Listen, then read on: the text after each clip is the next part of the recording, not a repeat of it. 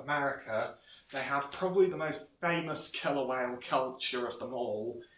And these killer whales hunt sea lions on a stretch of beach that's called the Peninsula Valdez, which has actually been made a national monument. And it's there that the killer whales hunt sea lions in the surf zone, right on the edge of the waves, because what they do is they have to wait for when the tide is high, and so they are able to get into the channel.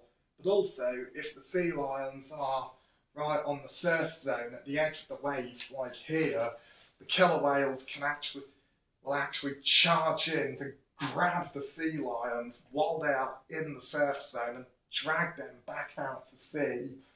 I mean, almost beaching themselves on the sand to get their meal. And quite often they will take the sea lion back out into the water to drown it, or to teach their young how to finish it off.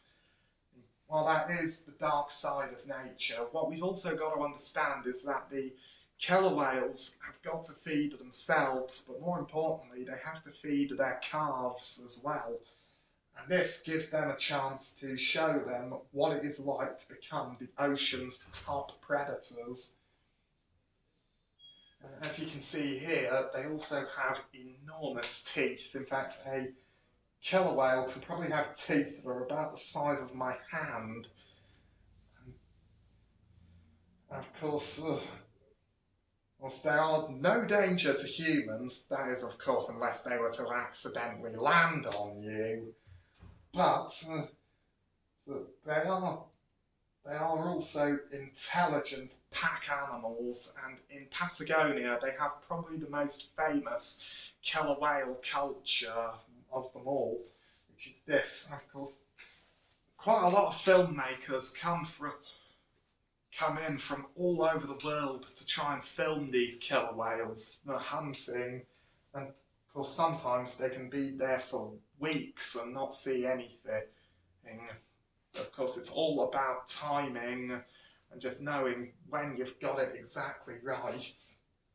Of course, here in Argentina, around Patagonia, around here, is where the killer whales are seen. But of course, right here, the Peninsula Valdez, is where the orca hunts. Of course, as you can tell, that is a bit of a narrow space, but it's where the orca like to hunt.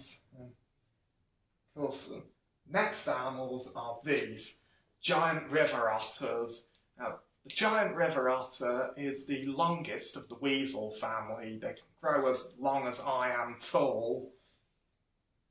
And local people actually call them river wolves because they can roughly be about the same size and weight as a wolf, and their canine teeth can be about as long as my little finger, so not that dissimilar to a wolf, but also they hunt in packs, and they can take on prey that's many times their own size, just like wolves. Of course, the giant river otters, they live in the waterways of Central and South America, and of course they basically act as like the bosses of the rivers. They take on anything.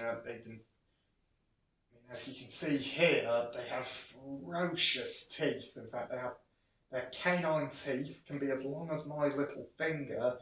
And of course, the stouter cheek teeth here, called carnassials, are what they use to crunch through bones. Of course, a lot of what they feed on is fish, like giant catfish, piranhas, and they will even take on anacondas, large snakes, and they will even band together to take on and kill a crocodile like a caiman by slicing it open with their own teeth. And also they have incredibly sensitive whiskers that can pick up the detect the wake of a fish that swam past them in the murky waters. Yeah, because these otters are in the weasel family, which contains some of the most fearless animals on Earth, like not just otters, but weasels, stoats, badgers, things like wolverines. They're all animals that are ferocious and capable of tackling animals many times their own size and having no fear at all. As you can see right here, they can take on a caiman when they work together. That is absolutely phenomenal. Of course, unfortunately, giant river otters are incredibly rare, and one of the main reasons for that is habitat loss and of course, we are cutting and burning down a lot of the forests they rely on, but also a lot of the rivers they live in are being polluted, and there's also conflict with people, like with overfishing, which is taking out a lot of their natural prey. But also, decades ago, giant otters were hunted almost to extinction for their fur. But they are now a protected species and are starting to make a comeback in South America.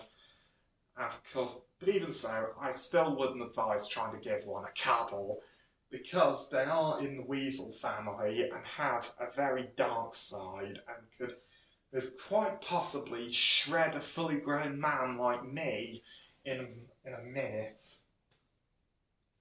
Of course, this is much of their range in South America. Now, the next animal I'm going to show you all is the largest bird of prey, and I think one of the most majestic. It is the Andean Condor. Now, the Andean Condor is the largest bird of prey on the planet. It has a wingspan of just over 3 meters long, and these birds are mostly scavengers, so they don't usually do their own hunting. But that doesn't mean they're weak. And also, if you think about it, I mean, scavengers are just predators going about getting their meal the easy way. And when I said about the fact that they aren't weak, I mean, they have a beak that is powerful enough to rip open the toughest hide of a carcass. And it's actually as tough as a pair of bolt cutters. And if their beak can get through hide and bone, it would probably make a right mess of my fingers as well as my face.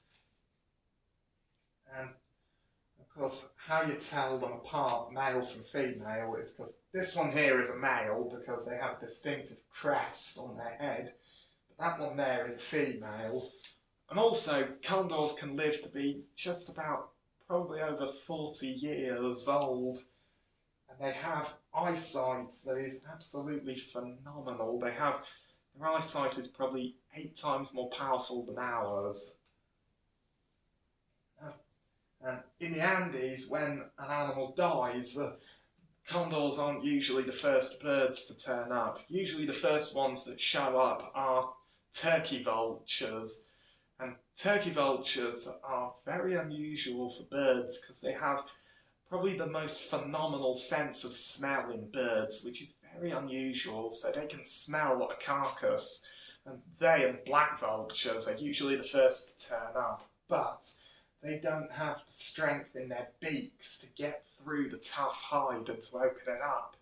So they have to wait for the arrival of the bigger birds, which are Andean condors or king vultures.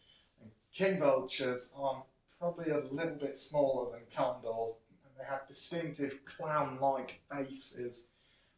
But, like the condor, they too have a very powerful beak that can rip through the toughest of hide. Unfortunately, condor numbers have decreased dramatically in the Andes. I mean, there are many reasons for that. I mean, the first one is persecution by humans, because they were quite often believed to be blamed for livestock predation when they're seen feeding on the carcasses of sheep or cows. But also there's lead poisoning, which has led to many condors being poisoned by lead, which has been put in carcasses that were not meant for them. But also, there's also climate change which is affecting condors. Of course, without these animals, then carcasses are just going to build up everywhere and spread diseases. And because I personally think condors are absolutely beautiful birds. Well, they're probably not your idea of a nice looking bird. I personally think that they are gorgeous. And of course, there are probably less than 5,000 condors left in the wild. And of course, if we want to preserve them, then one of the things we can do is build up breeding populations in captivity. Of course, that is starting to work, and condor numbers are slowly starting to increase. So there is hope that these birds could be brought back from extinction, the brink of extinction. And of course, here is their range. As you can see, they're found across much of the Andes, which is, as I've said, the longest mountain range. Just give me a second.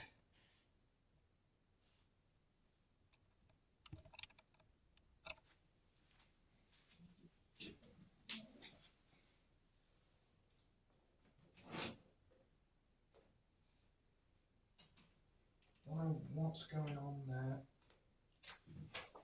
Sorry about this technical difficulty, ladies and gents. I'll be back with you in a second.